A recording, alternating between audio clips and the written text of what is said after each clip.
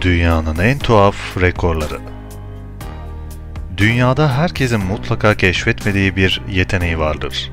Fakat sık rastlanan yeteneklerin dışında dünyada ender rastlanan fiziksel özellikleri bulunan insanlar da bulunmaktadır.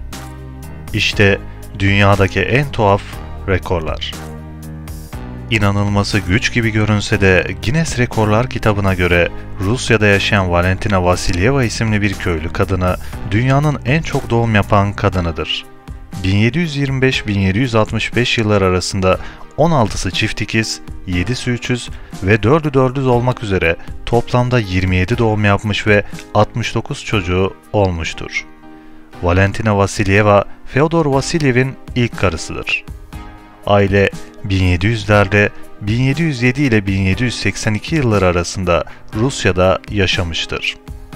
Valentina'nın 76 yaşında öldüğüne ve ardında 69 çocuk bıraktığına, bu çocuklardan yalnızca ikisinin bebekken öldüğüne inanılıyor. Vivian Wheeler, hipertrikoz denilen bir sendrom sayesinde 7 yaşındayken 100 kilo olduğunu fark etmeye başlamıştır. O zamandan beri Vivian sakalını tıraş ediyordu fakat 1993 yılında annesinin ölümünden sonra sakal kesme alışkanlığını bırakmıştır. Bayan Vivian, babasının yoğun ısrarlarına hiçbir zaman kulak asmayıp 1993 yılından beri tıraş olmamıştır. Vivian Wheeler, 27,9 santimlik sakalıyla dünyanın en uzun sakallı kadını unvanına sahip bulunmaktadır.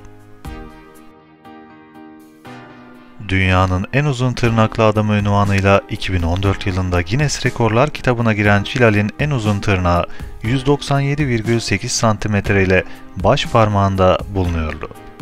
Cilal, daha önce yaptığı açıklamada tırnaklarını uzatma nedeni olarak "Okula giden küçük bir çocukken bir arkadaşımla hocanın tırnağını kırdığımız için dayak yemiştik. Sebebini sorduğumuzda ise uzun bir tırnağa sahip olmanın anlamını asla anlayamayacağımızı söylemişti. O günden sonra tırnaklarımı uzatmaya karar verdim." Hintli Cilal, 66 yıl uzattığı tırnaklarını Amerika Birleşik Devletleri'nde düzenlenen bir törenle kesmişti. Cilal'in tırnakları Amerika Birleşik Devletleri New York'taki bir müzede sergilenmektedir. Mehmet Özyürek, 1997 yılında Rize'de katıldığı yarışma ile adını duyurmuştu.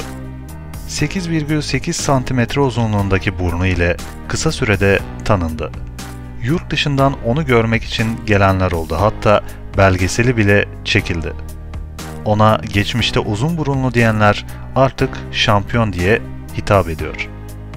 Artvinli Mehmet Özyürek, 8,8 cm uzunluğundaki burnu ile adını Guinness Rekorlar kitabına yazdırmıştır.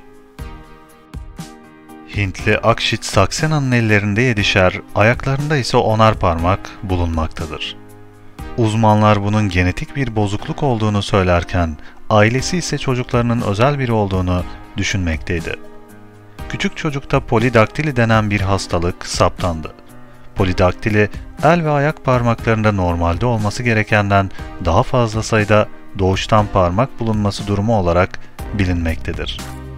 El ve ayak parmaklarında toplam 34 parmağı olan çocuk Guinness Rekorlar kitabına girmiştir. Dünyanın en kısa adamı yürüyebilen en kısa adamdır. Yani daha kısa boylu adamlar olmasına rağmen yürüyebilenler üzerinden hesaplanmıştır.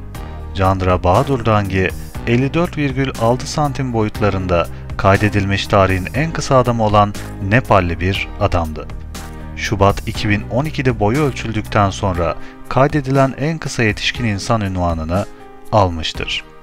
Daha sonra Guinness Dünya Rekorlarına dahil edilmiştir. 22 Şubat 1918 yılında 3 kilo 790 gram olarak dünyaya gelen Robert Wadlow, doğumunun hemen ardından inanılmaz boyutlarda büyümeye başladı.